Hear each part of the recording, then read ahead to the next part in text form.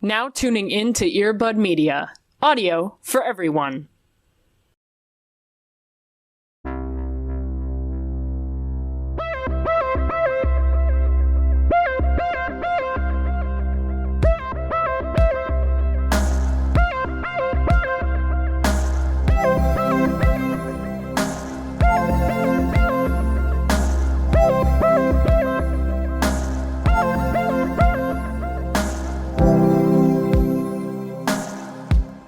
Put your paws up. Oh no. There's something about that makes me very nervous. I don't know why. Maybe it's just because I have such a anti-Paw Patrol stance that Sure. I just get very nervous. Right. Yeah, defund Paw Patrol, you know. I will say, though, a little hypocritical of me, because my stance is very anti-Paw Patrol. I have had some of their fruit snacks before. Wow. So capitalism wins again. That's my stance. Listen, people are complicated, you know.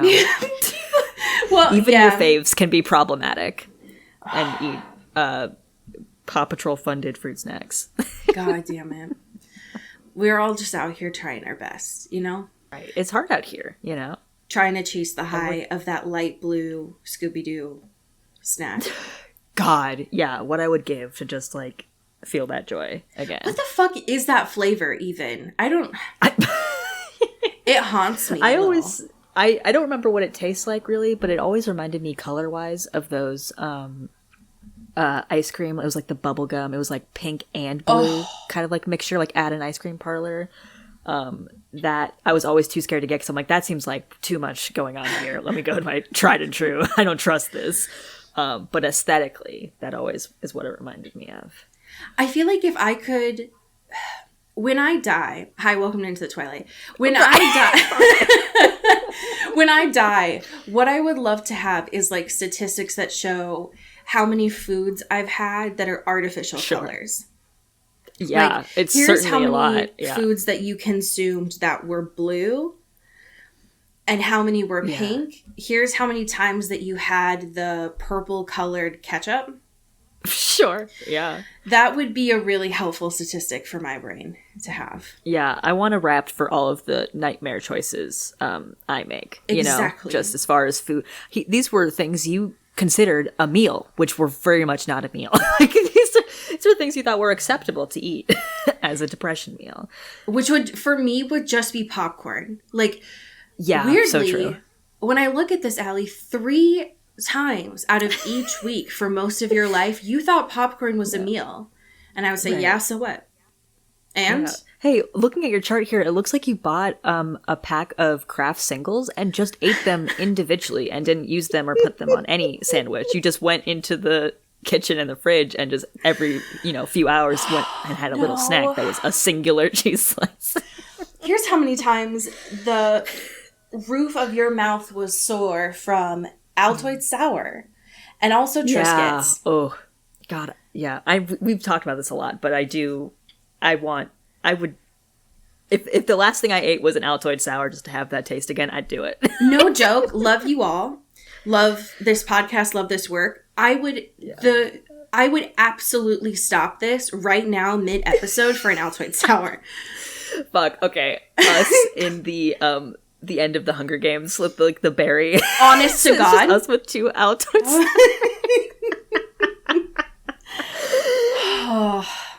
And the tin too. There was no reason. Nobody's doing it like that.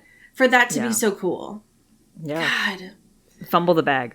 It's fucked up. This is the thing that pisses me off about all these TikTok wannabes, to be the early aughts. Bring back, with all of the influence that you have, bring back Altoid Sours. Yeah. Anyways, welcome into Twilight. We did it. We're old. Here. We're planning our wills, apparently. Our deaths. So go on in. The only 2 things that would stop this podcast immediately. If Stephanie Meyer sends us a personal cease and desist on her letterhead that's probably maroon and smells like Love Spell from Victoria's Secret. Or an Altoid Sour. That's it. Yeah, that's it. Welcome. Anyway, anything else, and we are just the fucking orchestra on the Titanic as we sink slowly.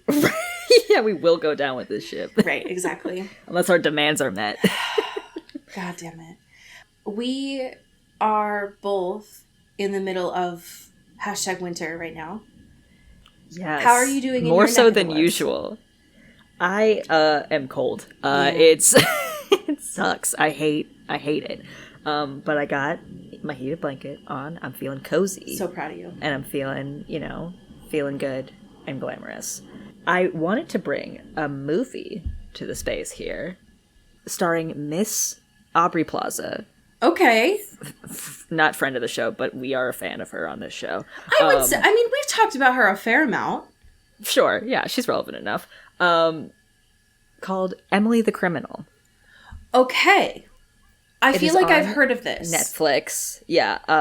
I think it got like some festival buzz or whatever, but I think it just got dumped on Netflix like a few weeks ago. And it's like a thriller kind of vibe where she's, working as like a caterer, has a bunch of student debt, and she has like something on her criminal record, so it's very hard for her to like get a real job, and she just keeps getting fucked over, and then just like goes into like crime, exceedingly more crime things, with like this partner, and it's incredibly stressful of a movie, because she makes some wild choices and you feel like your butthole's clenched the whole time, like, girl, what are you doing? But it's also very good. Like, I love Aubrey Plaza when she, in all of her roles, but like especially when she does like more dramatic things that are also have her quirk to it, rather than just being like, I'm funny, I'm playing this for laughs, like White Lotus I think was very good at that too. It's like, no, you're actually very good at acting and like can also have like a personality or whatever. Yes. But it gave me the things that I was missing from Good Girls, R.I.P. Good Girls. I love that show. Essentially the same premise. And also Buffaloed, which was a good movie about someone doing crime for student debt. Very, relatable themes, right, one could say. And it's very, very fun, very good. And it's like a tight 90 minutes. It's not like anything super, superfluous. It is very like knows what it's about kind of vibe. And it's very good if you want to be like stressed out. But clenchy as the Jewel basketball Uncut Gems. Uncut Gems. I would say less so. I would say it's less stressful than that, but it is pulling on similar stressors, I feel. But like not as much. Yeah. I'm looking at this IMDb page right now, and there's someone credited as young guy in baseball hat. And incredible. That's beautiful, and I love that very much. Yeah, we love to see it, I love this. I love this premise. Yeah. It's a relatable premise, I must say. Yes. Yeah. God damn. She's having a good, I don't feel like Aubrey Plaza has ever been out of the public eye. Right, yeah. But I feel like she's really having a good year. Yeah, she's certainly like, hello. Right. Look at me, I love her. We love to see it. Yeah, so would recommend on these cold days of ours to just snuggle up and watch a little crime. Watch a little credit card fraud, Right, sure. I love that. How are you doing? I am also cold. Yeah. I can feel my bones, which is an unfortunate experience. It's never ideal, yeah. But you know what? We are past the darkest day, and it's only going to get lighter from here on out. And I am holding that deep within me with my white clenched knuckles, and I'm just hoping for a little bit more light, because goddamn, it's been hard. It's been some darkness now. What I am bringing as my happy thing is, I would say, the exact opposite of your happy thing. Yeah, sure. It still has brought me joy, so that's good. It's also a good tight watch. Great. Which I love. And that would be, of course, Bluey. Bluey. I have heard a lot about this little guy. Or gal. Who is Bluey? What's their deal? Okay, so I had heard about Bluey and her little shenanigans for a long time. Because I know people that have kids, right? But it wasn't until the titular Abbott Elementary plug of Bluey yes, that I was like, you know what? Fuck it. I'm just going to start watching Bluey. I know my truth. Right. I need to just see what this is about. And it's on Disney Plus. Okay. And what I didn't realize is the pipeline of Blue's Clues kid to Bluey adult.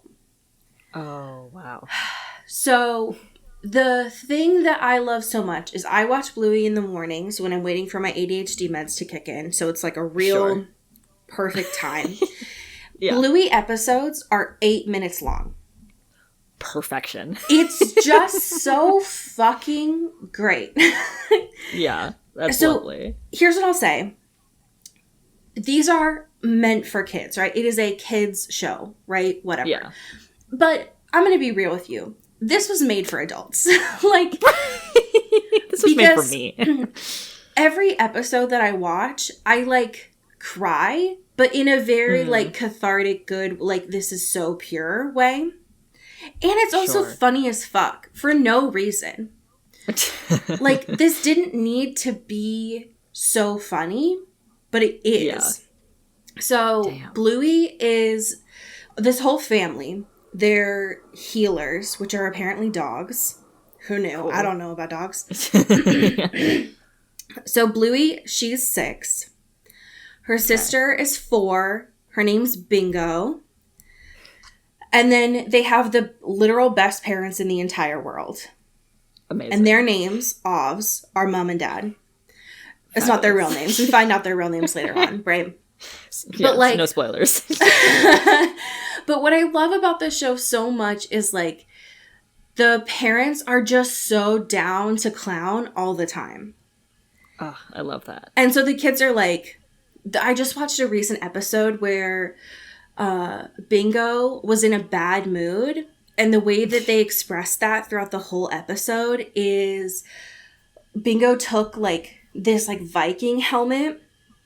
And the way that that happened is like when she held that, her dad like put it on and he was this like bad mood monster and like would control her. So like every time she moved, she would like knock stuff over and she's like giggling this whole time.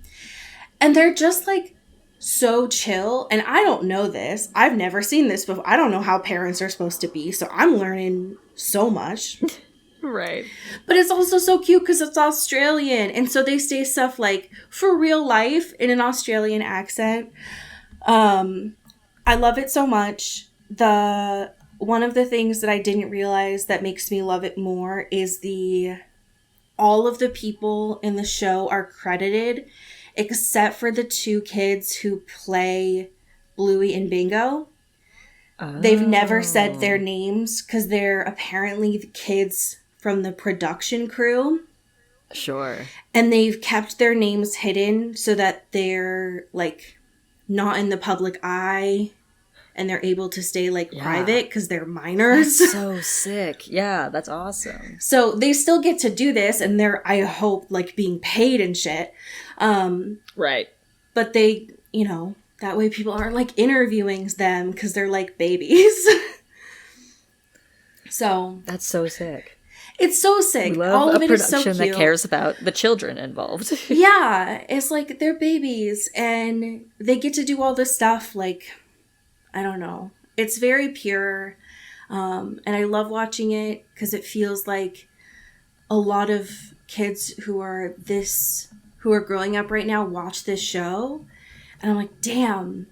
They're learning so much about how to, like, express themselves, but also the parents are learning. And I know we didn't learn this shit. So, good job for the team that makes Bluey. I love y'all. Don't ever stop making these, please and thank you. Yeah, we love to see it. Because if you stop making them, then I won't have anything to talk about in therapy, and I'm gonna be pissed. So, Don't do that. Yeah. We have just an eensy bit of current events this week. Just a little morsel. A little moose-boosh. Yeah, this is a profile on Janetta Kaiser in Andscape, which I've never heard of before. Yeah.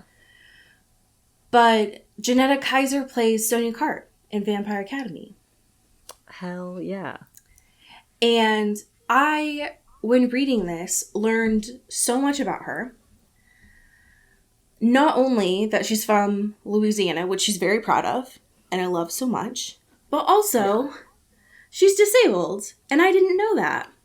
Damn. She was diagnosed with scoliosis at age 14, and that is no joke. Yeah, no, that scoliosis is wild. Do you remember being tested for scoliosis in school? Yeah, yes, I do. It was such a weird... nerve-wracking. Yeah. I feel like it was such a weird thing that was always like, we did, but it was kind of like downplayed. And it wasn't until I was older that I found out like, oh, this is like a really big deal that's painful. Yeah. Like it's actually will be like this for the rest of your life and have many complications forever. Yeah, and depending on the severity and if you need like preventative things, like this can ruin your life. Like it can really be painful. Yeah. So I always thought that was super weird. Of like, we're gonna bring this random person in and they're gonna like look at your spine. It's like, okay, it's a weird day in PE. Yeah. Anyways, I love this girl. She seems amazing. And being able to learn that she is a fan of the books made me love her even more. Yeah. I think it's cool too, like, of the way that she plays Sonia too, of like with that knowledge in her back pocket too, of like obviously it's a very different character and it's like it's portrayed very differently. But like it's cool that she's a fan and it's like, what am I grabbing from, you know, in this? It is knowing, I don't know how, if they do get a season 2, again, knock on wood, I want more Sonia. Please and thank you. Yeah. And I would like to see more. I would like to see more. And also Mikhail, and I think reading the chapters that we had this week solidified that more for me as well. Yeah. Anyways, thank you, Janetta Kaiser, for being amazing. You are we love you. Yeah, we stan. Yes, you are great. When we were here last, here's what I remember. Dimitri was being an asshole. And sending threatening letters. Sending nasty little letters. Like, hey babe, you up? I'm gonna kill you. Literally. Rose was a boss-ass bitch at her trial. Also, she's like for real dating Adrian now. Yeah. And the trial was, they had to make a whole new trial because it was better than everyone. The teacher made up a new test for her, like, within a second. Her parents are there. They're being weird to her and also weird together. Yeah. She graduated. And I think that's it. Oh, also she got the Superman tattoo on the back of her neck. Right, yes. And is still in the back of her mind thinking of ways to break into this prison. Yeah. Right, yeah, that's what she got the deets from her dad. Being like, we're gonna break in. There may or may not be one in Alaska, so right, do with that what you will. Yes. Okay, tell me about Chapter 3. Chapter 3, we are starting with big, like, end of the year summer break energy. Like, open your yearbooks, write hags. Write hags, yeah, go, like, do all the things you do, wait until the clock strikes exactly 3, and then do a little dance break. Because it's summer, baby. And weirdly, like, the end of summer. Yeah, right. Right. Like, it's like September and everyone is leaving. Right, like that's where their break is. It's like, okay, I guess with like the sun and stuff. That's true. I guess that makes better. sense. I guess like in vampire logic. But as far as the school year is considered, this is the end. Right. And we get like everyone's like leaving. They're all going to like little, summer houses or whatever. The Moroi have their little graduation ceremony too. Things are getting emptier and emptier. We have this like moment with Rose and Jill, which I thought was interesting. Jill. We love Jill.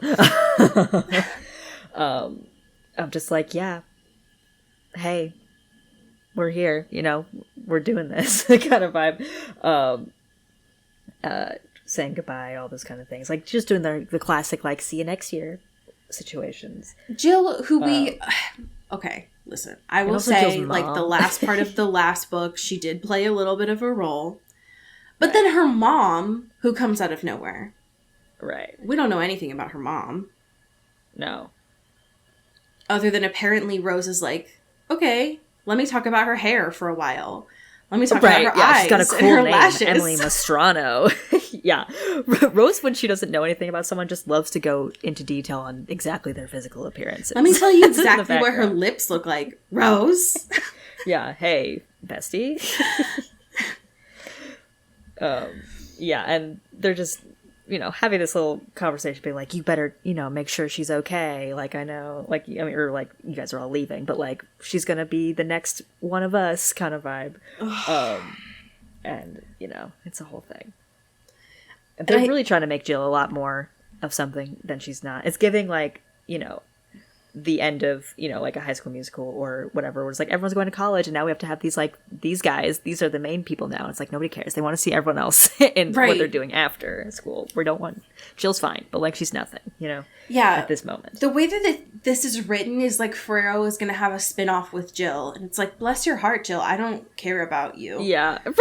She's like, I'm sorry. I don't care. I mean, to be honest, like Emily being in the ballet company in Detroit, a little bit interesting, but not enough for a spin-off. I don't care. Right. It's like, that's a cool little backstory, but that's not really anything. No. I want to know about Rose doing Ocean's 8 crime. Yeah. So, where Rose is going for this little break, along with our troop of friends here, is back to the royal court. The beautiful land of Pennsylvania. The rolling hills, Pennsylvania, as is described, to, do the break thing and like hang out. And obviously Adrian's there and seeing, his family's there, and we got all the hits here. I have a question for you about this. Yes. The last time that Rose flew to the court, she had a lot of issues with Spirit Airlines. Right, like those visions and stuff. And also, yeah, right, Spirit. And also Spirit TM. Yeah, they only had the nice first class jets for the Moroi. All the peers had to go in Spirit, and they all didn't do so great. Do you think, to be fair, right, she also has flown, like she flew back from Russia to the US. We don't know how those went.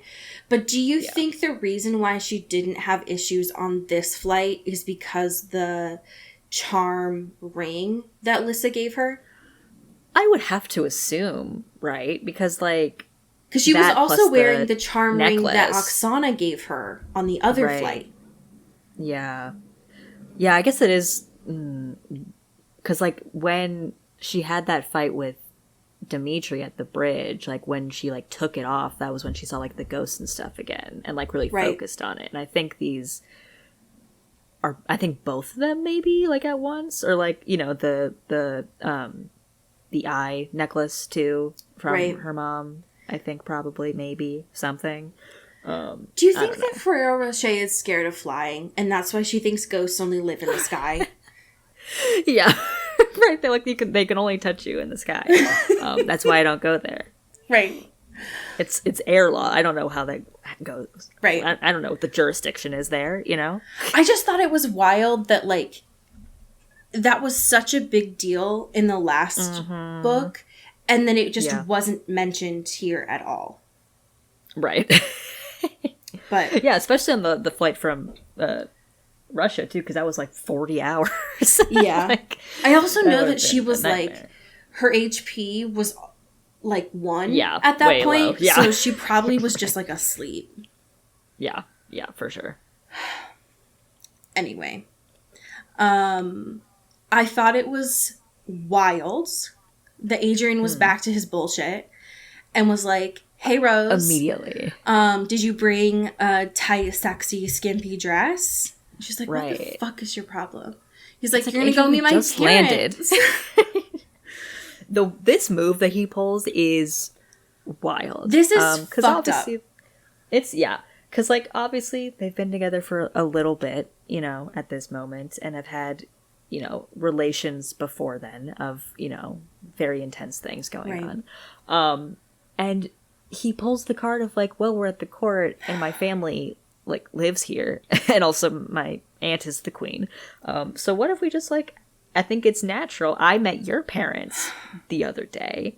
What if we just do it with me? And we just have, like, a dinner, and it'll be really nice. And Rose is like, what? The fuck are you talking about?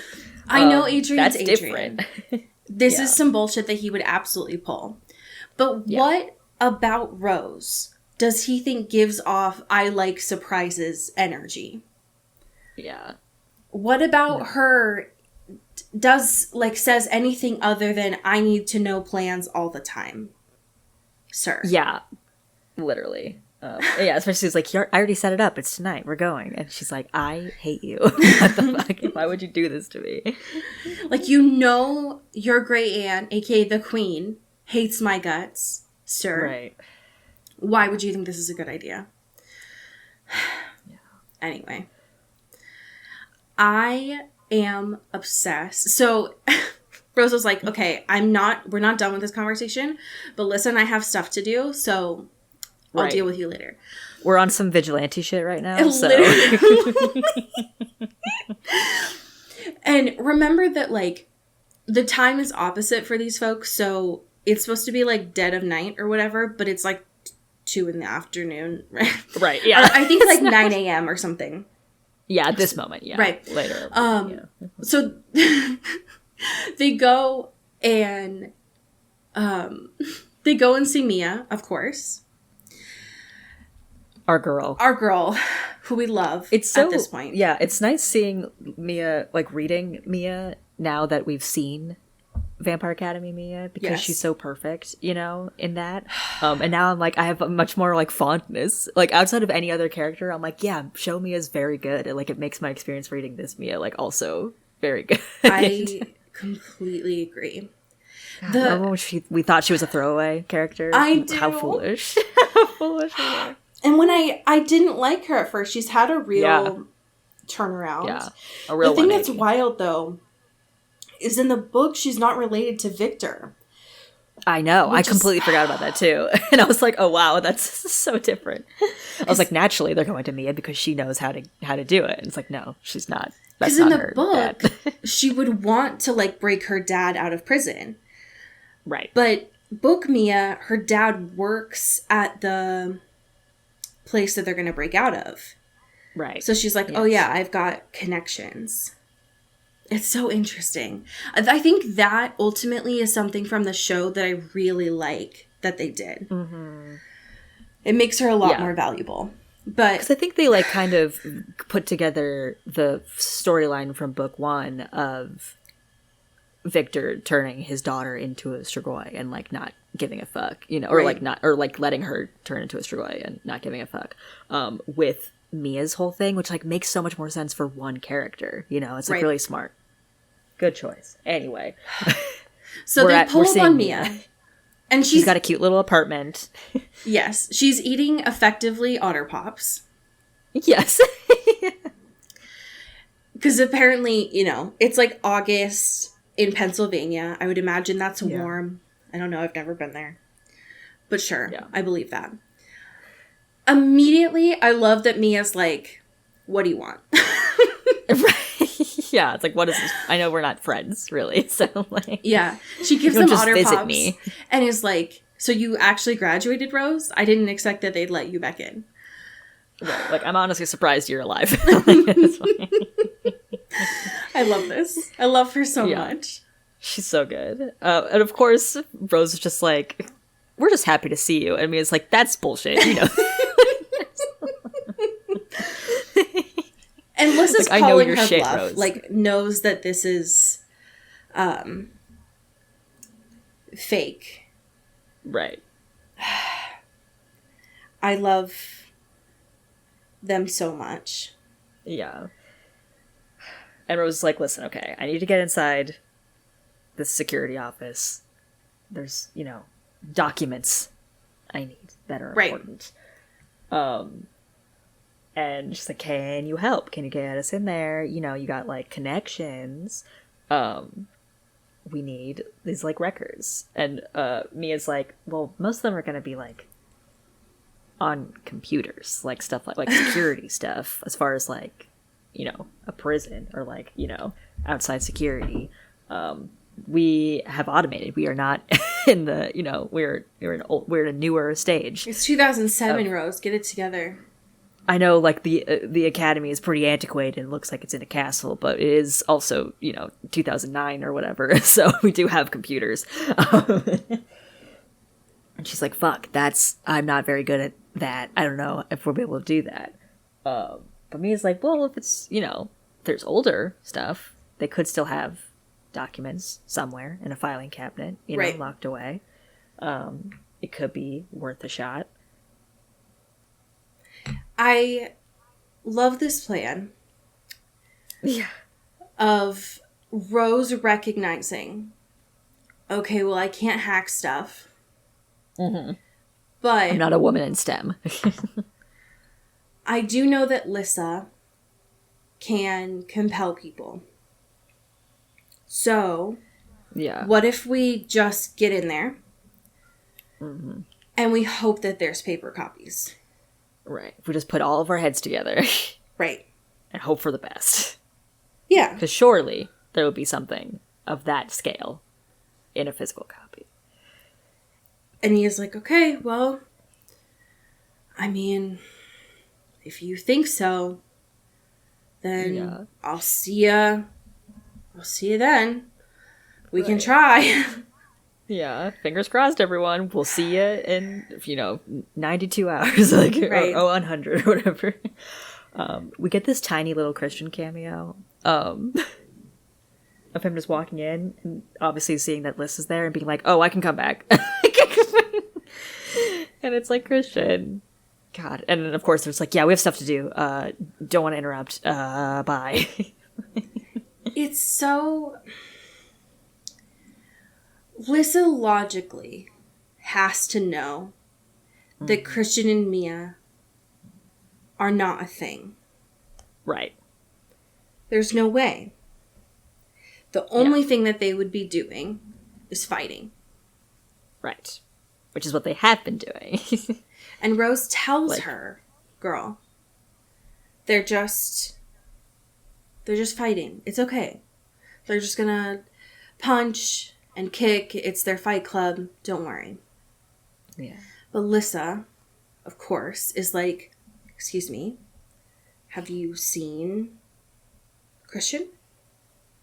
Have you seen what he looks like? He's really good looking. So who wouldn't want that? Not me, though. Definitely not. Not me, though. No, fuck him. I don't care. No. I don't care. And of course, Rose is like thinking about what Tasha said yesterday of like, can you just get these two back together, please? And to be honest, I agree with Tasha, but it's not Rose's responsibility to do this. It's just one of them, like, they just need to be mature and actually communicate their feelings. Yeah. So this dinner, is so awkward. It's so... This seems like a setup. This seems like a categorical... It's like a dinner party you would imagine in a bad movie of like, oh, everyone's having a bad time. And this is fully like a punishment for someone, you know? This is what you would do to someone that you don't love. Yeah. And yet Adrian is like, well, it's not going to be that bad. Don't worry. Right. And especially him being like, oh, I actually was hoping you'd wear a sexier dress so you could really scandalize my family. This fucking dude. This girl's already freaking the fuck out and has just been thrown this at her like 2 hours beforehand. Can we just relax, please? God. To be fair, the dress that she's wearing does sound really pretty. It does sound gorgeous, yes. His mom seems fine. Daniela, yes. His dad, Rose has already met, which I didn't remember. Yeah, I think it was more like she was like, oh, I saw him at some gathering or party. Like, he was at an important thing that I saw him at, but, like, never really spoke to him or knew him very much.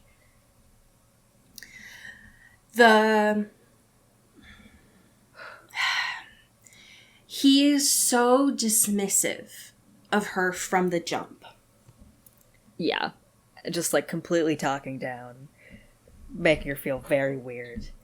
And, like, what are you going to do with yourself? You know, you're not going to, like, keep slumming with these high school students. Well, that was to Adrian. But, like, he's doing this too. There's obviously some daddy issues here. Very presently. Yeah.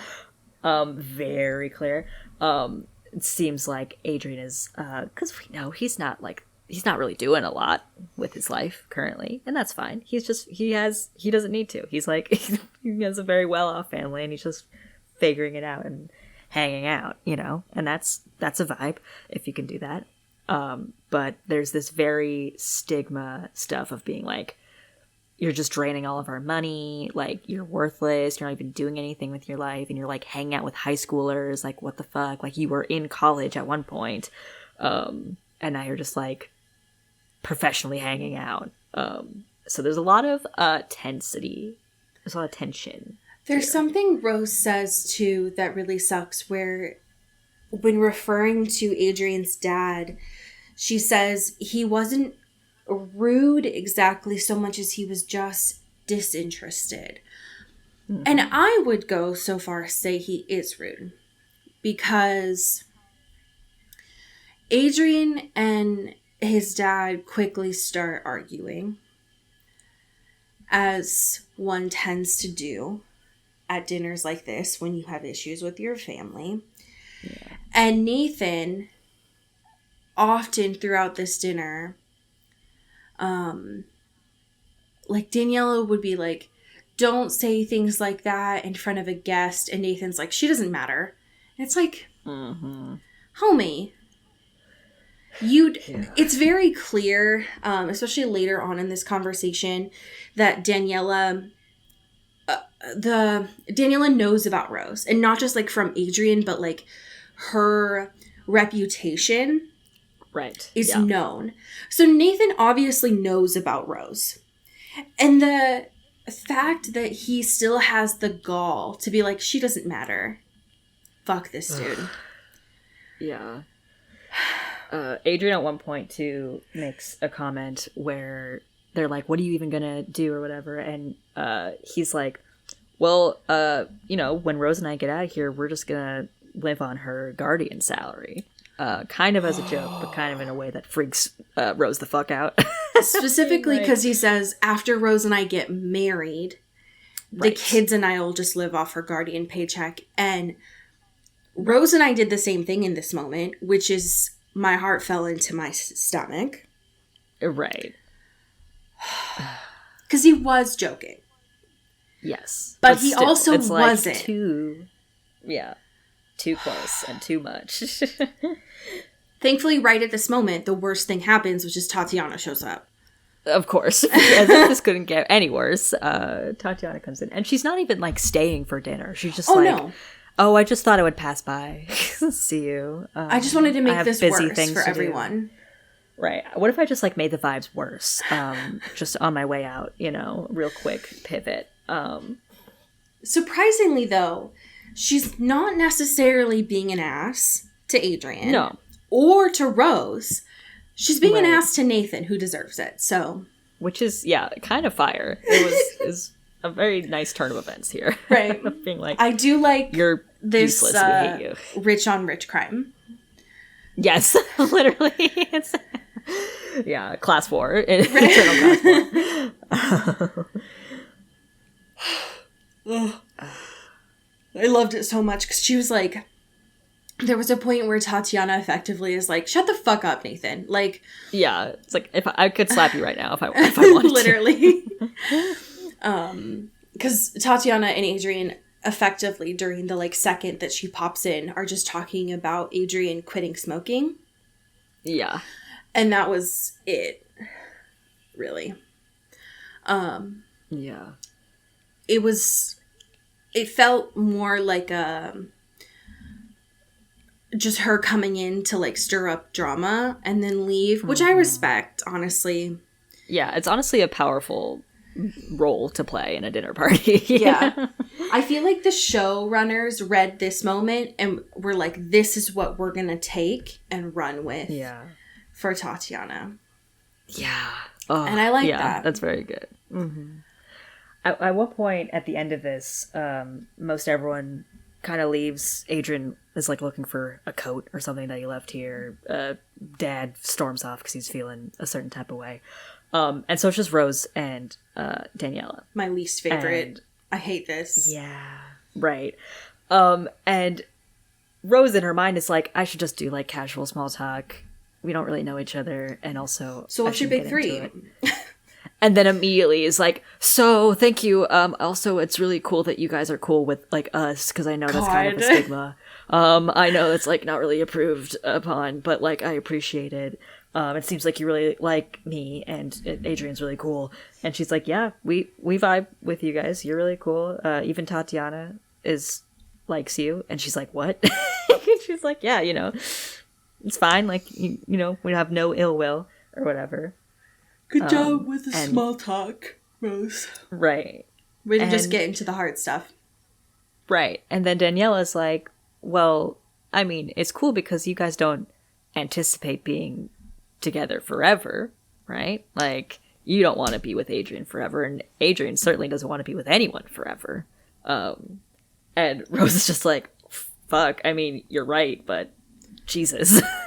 The fact that Daniela looked at her straight up and was like, do you plan on being with my son forever? Like, do you plan on marrying him and settling down? Right. And it wasn't in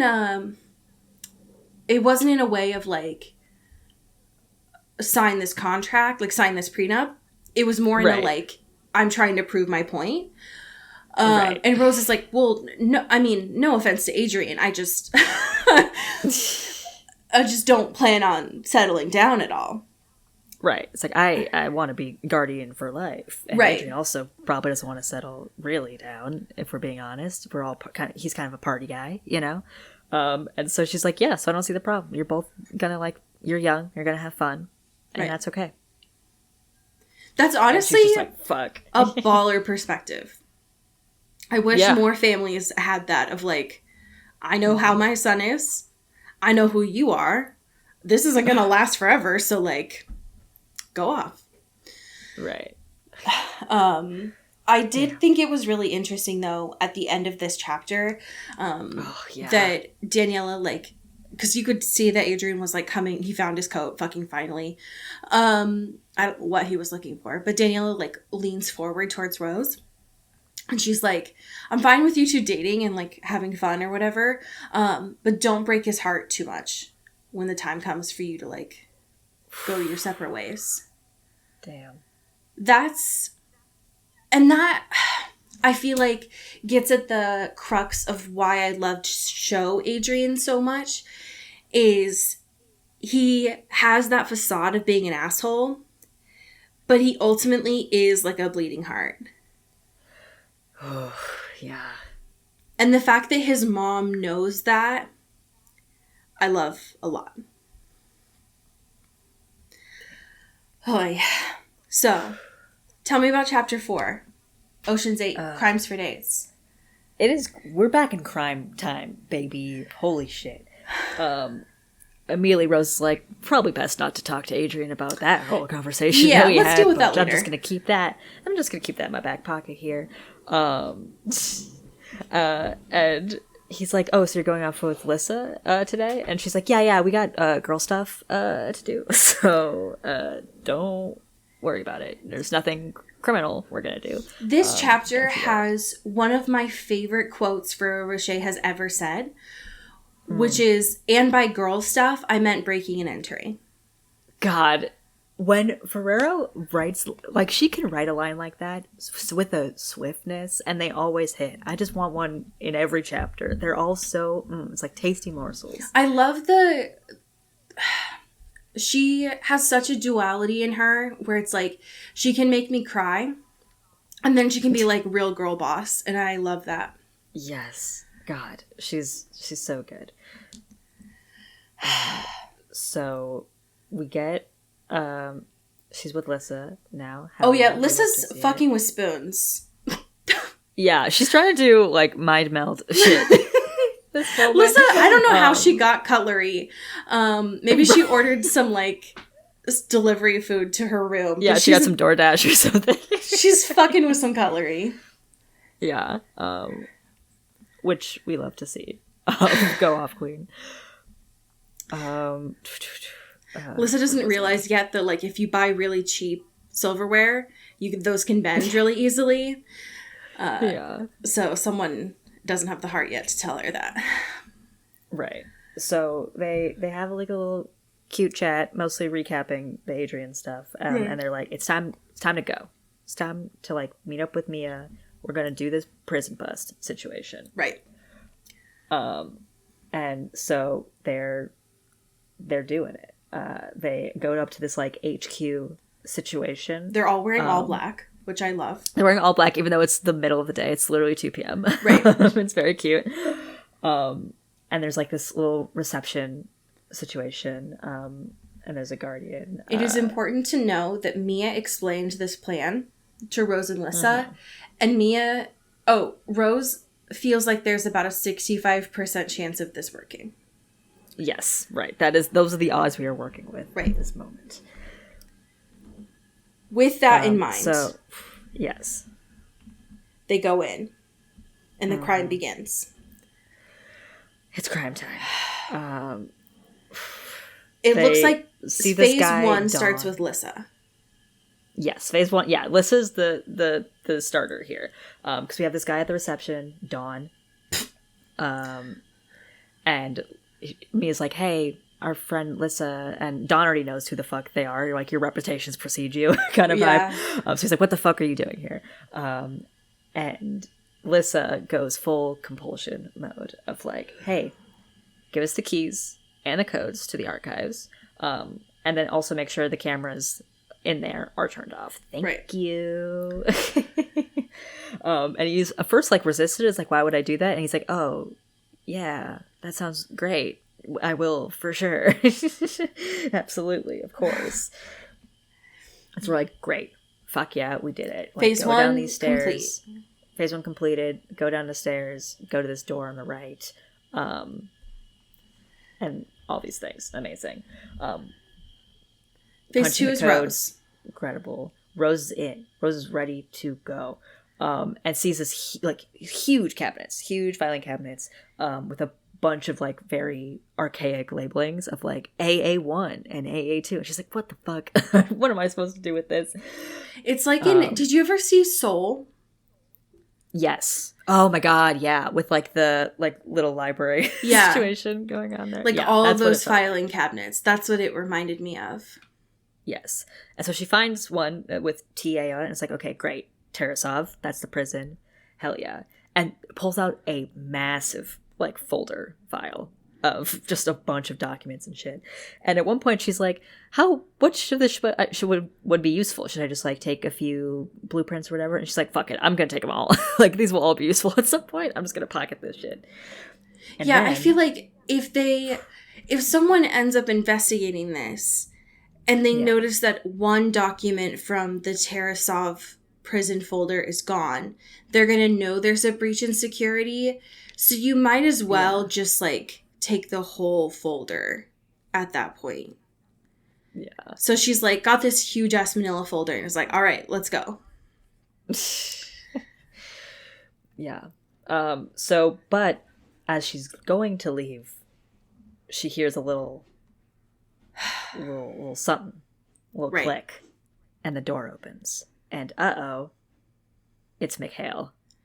Ba ba ba. Now, if I remember correctly, Mikhail has not appeared yet in the books. In the books, no. There's always been, like, legends. Like, I think he's been referred to and talked about, which we'll get to. But we have not seen him in person, I believe. Okay, that's what I thought. And so he's like, whoa, what are you doing here? And she's like, what are you doing here? Literally two Spider-Mans, yeah. Yeah.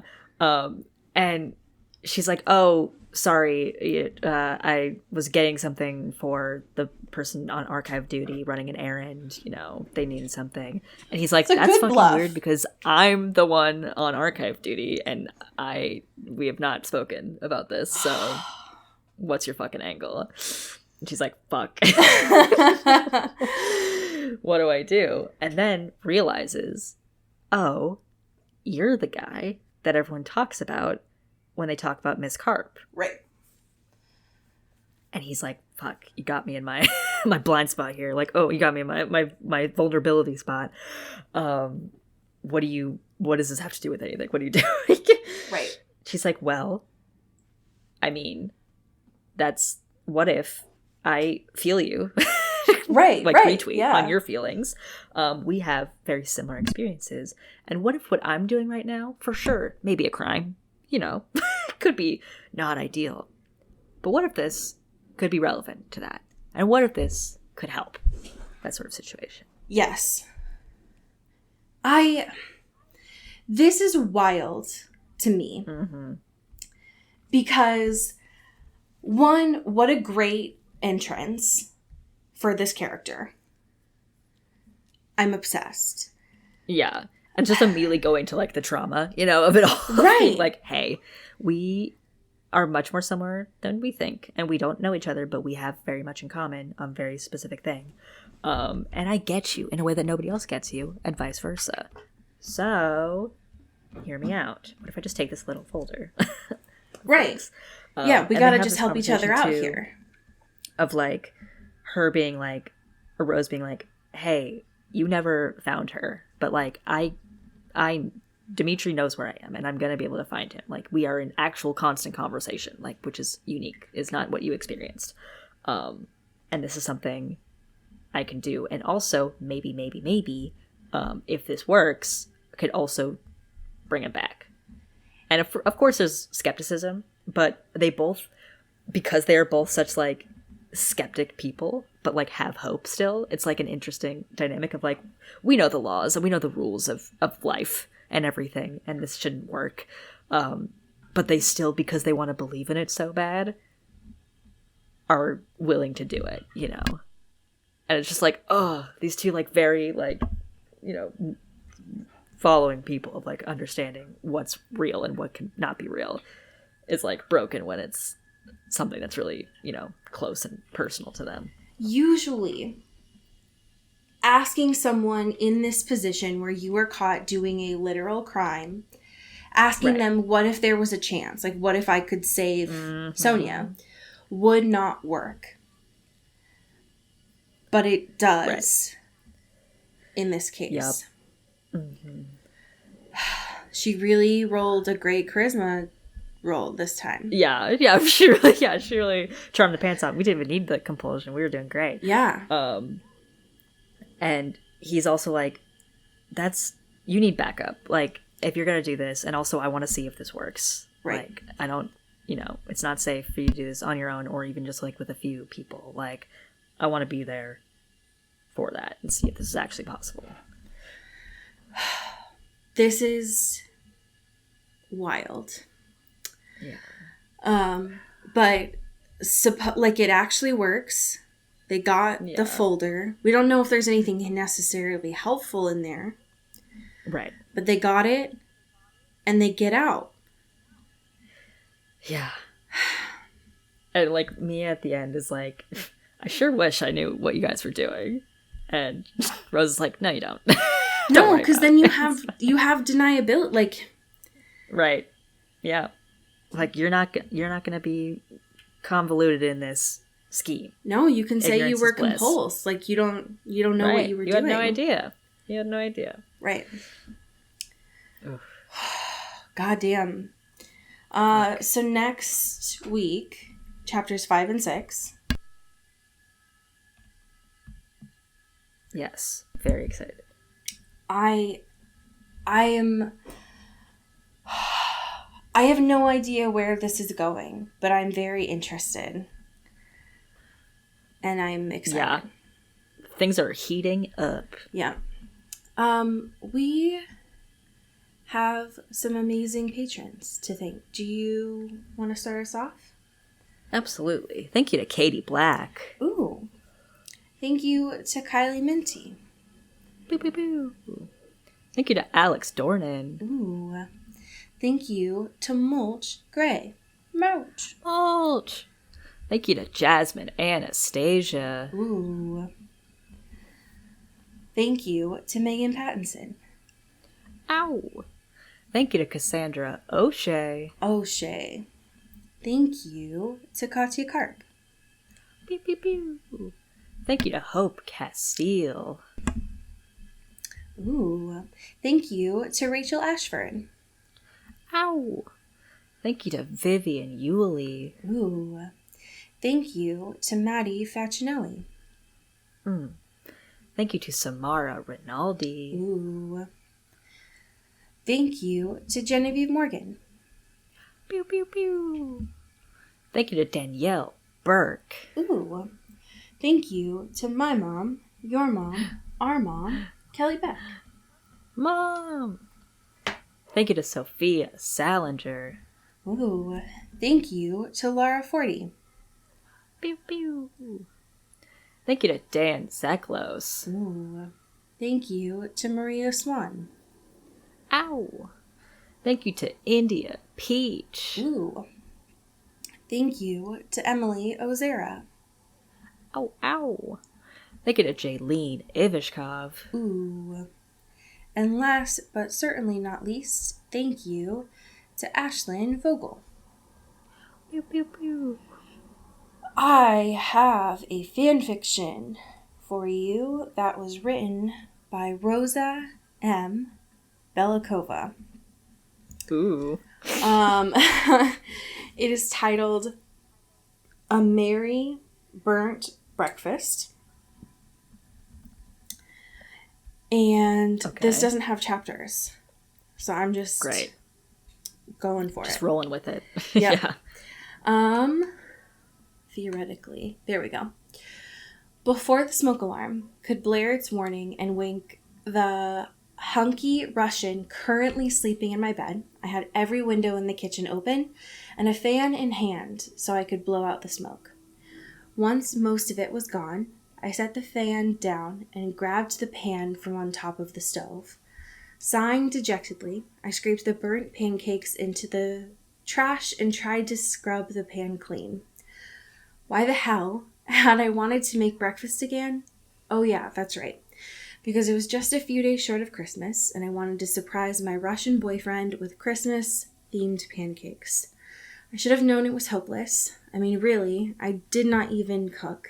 Dimitri was the reason we had food in this house. Without him, I would surely starve. Even with all the odds stacked high against me, I still wanted to make him breakfast. This was the third time I'd burnt the damn pancakes. Maybe I really should just give up. End scene.